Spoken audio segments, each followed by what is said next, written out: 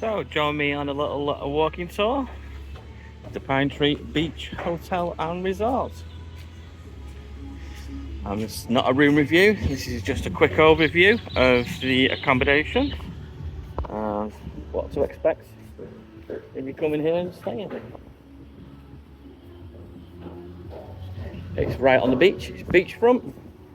As you can see just there, you've got views of Lombok right in front of you.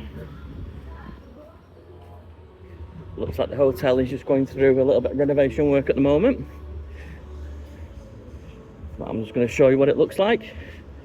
It's going to look really nice when it's completed, I think, as you can see. Big courtyard area. A lot of work going on.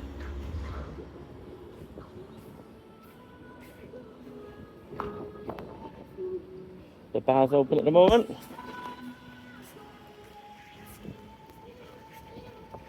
So I think at the moment it's just a matter of coming in, getting yourself a drink, a bite to eat maybe.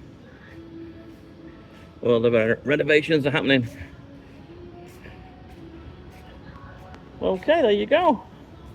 It's just a very quick skim over. Obviously can't do the room review here yet because the rooms aren't ready. Okay, thank you for watching. I'll catch you on the next one.